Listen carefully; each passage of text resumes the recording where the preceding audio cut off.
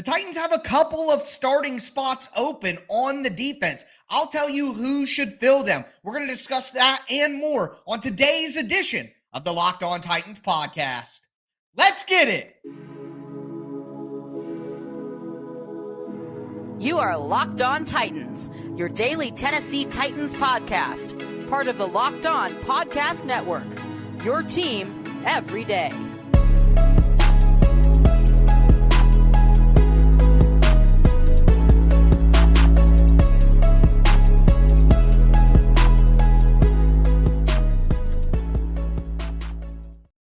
Welcome to the Locked On Titans podcast. I am your host, Tyler Rowland. Titans fans, we are continuing our starting lineup breakdown, going position by position through the Tennessee Titans roster to determine what is the starting lineup on either side of the ball right now and what the Titans should do going forward at each of those spots. Yesterday's show, we talked about the offense. We did the offensive backfield. We did wide receiver and tight end. We did the offensive line. Transitioning to defense today, we got to talk about who's starting opposite of Harold Landry at outside linebacker. We got to talk about who's starting opposite of Christian Fulton at cornerback, spots that are both open for grabs. Before we get into it, do want to thank you guys for making the Locked On Titans podcast your first listen every day. Remember, Monday through Friday, Tennessee Titans content on all platforms all year long and always for free. Make sure that you get subscribed. Stay subscribed to the Locked On Titans podcast,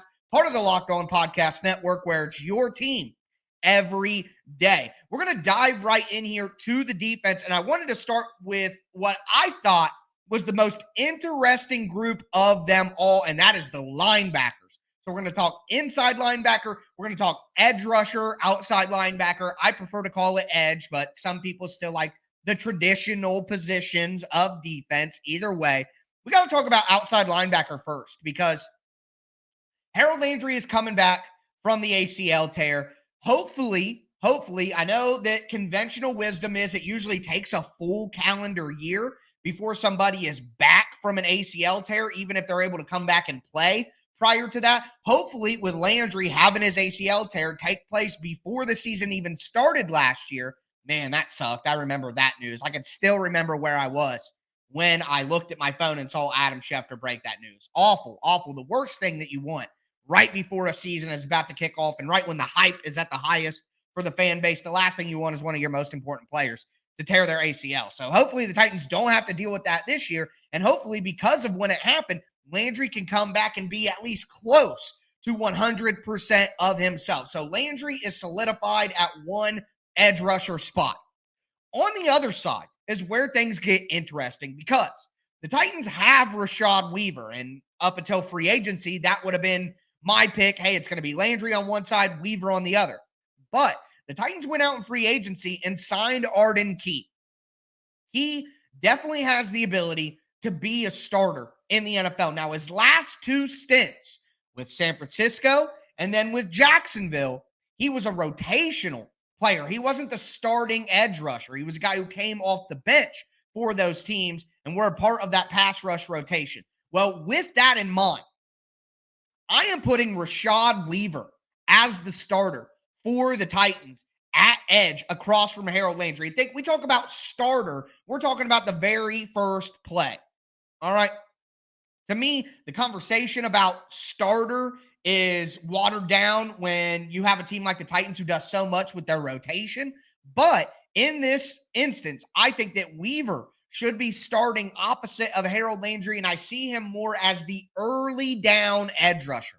The reality is Rashad Weaver is a bigger man than Arden Key. Weaver is about 20 to 25 pounds heavier. And I think on early downs where you're going to see more run, it would be better to have a bigger, stronger body out there to set the edge against the run and push guys back into the middle, which is the Titans' whole defensive identity against the run: edge, wall, swarm. So for me, I like Arden Key better. I think Arden Key is a better player than Rashad Weaver, but two factors. One, I just said that Weaver was a bigger person, so against the run game, I think it makes more sense to have Weaver out there. And I like Weaver more as a traditional defensive end. If the Titans come out in a 4-3 alignment, what they can do is they can slide Harold Landry back to off-ball linebacker. And then you can have Danico Autry and Rashad Weaver as your hand-in-the-dirt defensive ends with Tart at nose tackle and Simmons at 3-tech.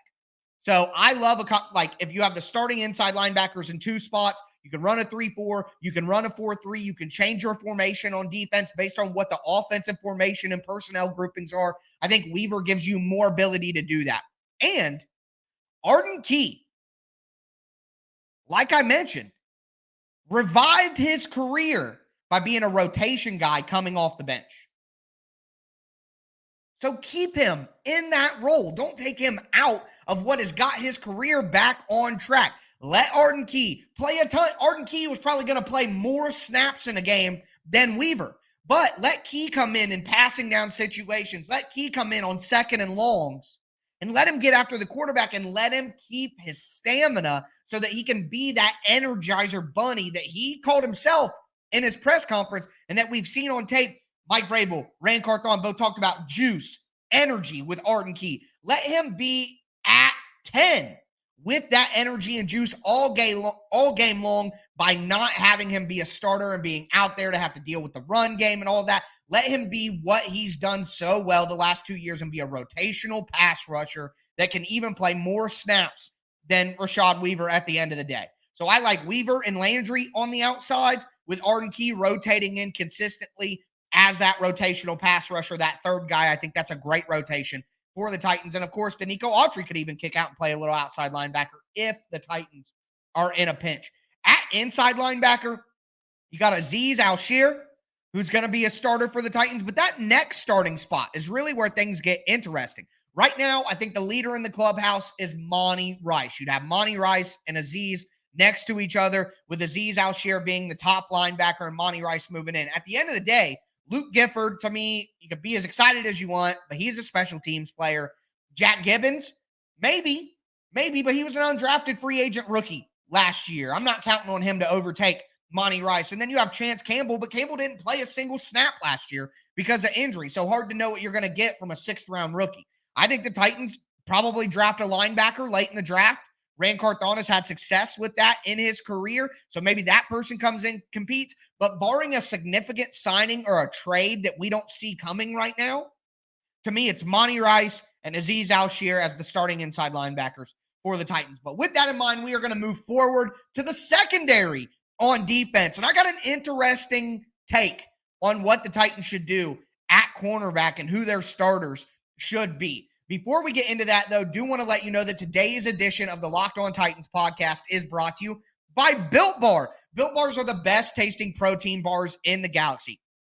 You get the best of both worlds with Built Bar. You get all of the health benefits that you need from your protein bar: low calorie, low sugar, high protein, high fiber, but you get all the taste benefits that you would get from a candy bar. All the bars are covered in 100% real chocolate. That's right, 100% real chocolate. And they have so many delicious flavors like the churro, the peanut butter brownie, the white chocolate cheesecake, the coconut almond. Go pick up a 12-bar or a 13-bar variety pack from Built.com, from your local Walmart, from your local Sam's Club. There's going to be something in that box for everyone in your home. So make sure that you try the best tasting protein bars ever. I mean, ever. Seriously, they're completely amazing at Built.com.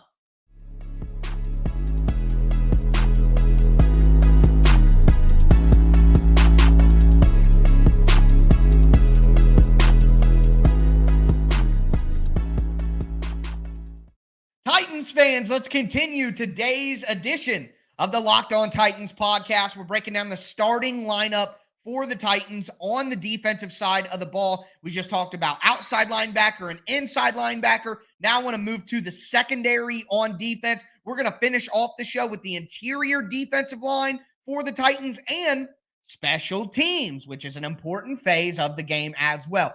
Yesterday, we went through every position on offense. If you missed that, make sure to go back and check that out. That was yesterday's Locked On Titans podcast.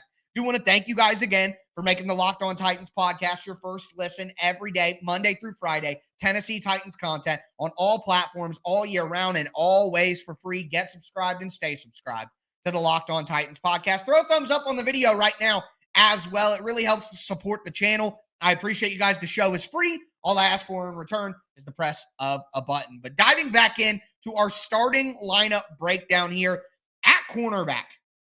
Very interesting conversation to be had at cornerback. So I thought it was something interesting that I heard the other day. Mike Vrabel talked about Sean Murphy Bunting. And I'm starting to kind of forget a little from all of the quotes and all of the comments, whether it was Rand Carthon or Mike Vrabel, but either way, one of those guys said that they like Sean Murphy Bunting as an outside cornerback. They talked about what he can do on the outside is the way that it was positioned. So just from that comment right there, it tells me that the Titans do view Sean Murphy Bunting as an outside corner in their system.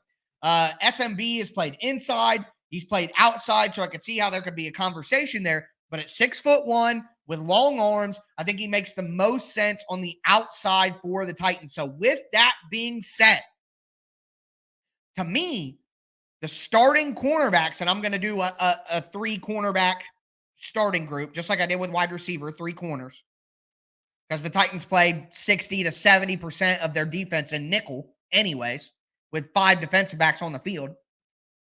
To me, you'll have Christian Fulton on one side, and then Sean Murphy Bunting on the other. Look, Roger McCreary had ups and downs as a rookie. He played all right. But Roger McCreary is short, and he's got short arms. At the end of the day, that is going to be taken advantage of, and it was taken advantage of over and over and over again last year. Think about all of the times. The number one issue with the Titans defense last year was getting beat in one-on-one contested catch situations down the sideline. It literally cost them multiple games and almost cost them even more. Alec Pierce, Matt Collins, Daemi Brown, Mike Williams. I mean, on and on and on. The Titans consistently got beat on the sidelines in one-on-one man coverage by bigger wide receivers because they didn't have big enough cornerbacks to be able to do anything about it. Sean Murphy Bunting, with his length and his size, has the ability to help you there. So he is going to start on the outside across from Christian Fulton. Now, I know what you're thinking. Wait, what about McCreary? He deserves it. He's going to get his due. To me, McCreary is best in the slot. He does give you some outside versatility, but it's just not where you want him full time. So, if you have Fulton and SMB on the outsides, what the Titans do, a little history lesson for you guys here, if you didn't already know this, but the Titans are heavy on rotations, as I hinted at earlier in the show. What the Titans like to do is they like to have an early down slot cornerback and then have a passing down slot cornerback. They look at those as two different things. So it's the slot cornerback position, but depending on what the down and distance is, the Titans have two different views of what they want. Remember, in 2021, the Titans had Buster Skrine and Elijah Molden at slot cornerback. And what they would do is they would have Elijah Molden on the slot in early down situations, and they'd bring Buster Skrine in and take Molden out in passing situations because Elijah Molden simply isn't a good enough man coverage cornerback to play the way the Titans want to play in passing situations.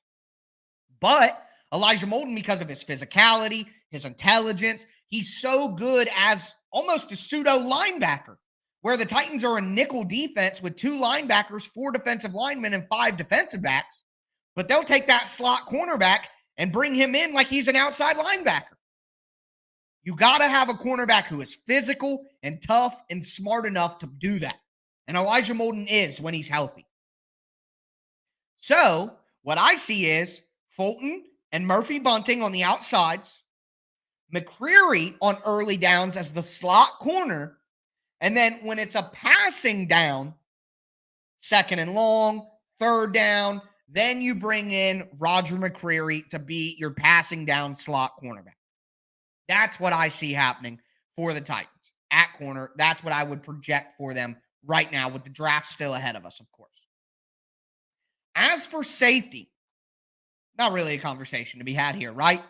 Kevin Byard, Amani Hooker. The only conversation that you can really have about safety is who the third safety is going to be, because I talked about nickel package for the Titans, but another big formation that they like to use on defense is dime. Dime is when you have 6 defensive backs out on the field. So you have 4 down linemen or 4 pass rushers, call it whatever you want, 1 linebacker, and then you'll have 3 cornerbacks and 3 safeties. The Titans love using that formation.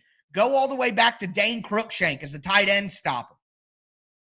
He was that third safety with Hooker and with Byard. And even last year, the Titans, when they had Hooker and Byard, they would still bring on Lonnie Johnson, Josh Kalu, Andrew Adams. The Titans, rather than going with 4 cornerbacks and 2 safeties in dime, they like to have 3 safeties and 3 cornerbacks. Gives them an element of physicality. Safeties often are more physically prepared to take on a tight end and man coverage. So it makes a ton of sense for the Titans to do that. The third safety spot for the Titans is a big area of concern for me. And whether they address that in the draft, whether they bring in some sort of veteran in summer free agency or later in the year, that'll be something to watch, because with how much the Titans like to play 3 safeties, they're going to need another one, because right now they have like Mike Brown, Shaheem Carter on futures contracts.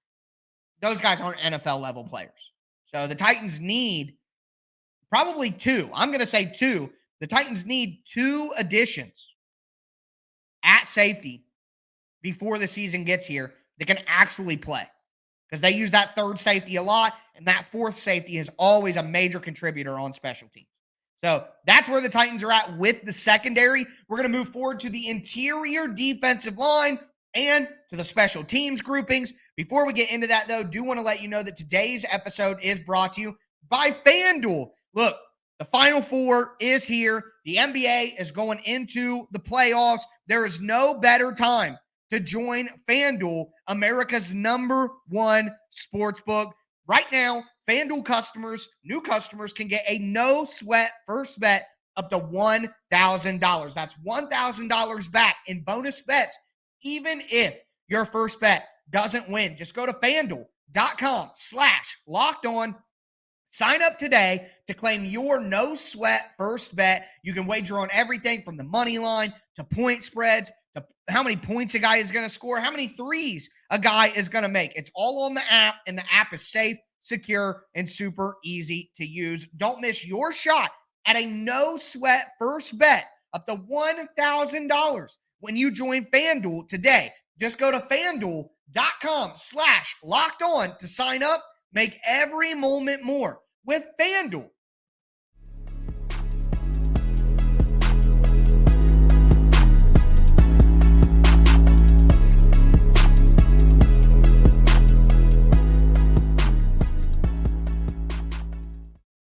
Titans fans, we are going to cap off today's edition of the Locked On Titans podcast, the last show of the week here for us as well, by talking about the interior defensive line, the special teams group for the Titans. We've talked about the linebackers. We've talked about the secondary. We've talked about the offense as well. As I reminded you guys earlier, if you missed the offensive breakdown, that was yesterday's show. Go back and check that out. But with that being said, we do got to talk about the interior defensive line. But before we get into it, I want to thank you guys again for making the Locked On Titans podcast your first listen every day. Now, for your second listen, check out Locked On NFL Scouting with the Draft Dudes. From free agency to the draft, salary cap management, and much, much more. Join NFL experts Kyle Krabs and Joe Marino as they take you through what it's like to build a successful NFL franchise every Monday through Friday. Find Locked On NFL Scouting with the Draft Dudes wherever you get your podcast, and it's on YouTube as well. Part of the Locked On Podcast Network, your team every day. So the interior defensive line group for the Titans may be the one that I'm least concerned about as a position group on the entire roster. Teair Tart at nose tackle, Jeffrey Simmons at defensive tackle and Danico Autry at defensive end. Pretty solid group there. Now, what I will say and what I could anticipate, if the Titans, Danico Autry is going to be 33 this year, dealt with some injury last year to his knee.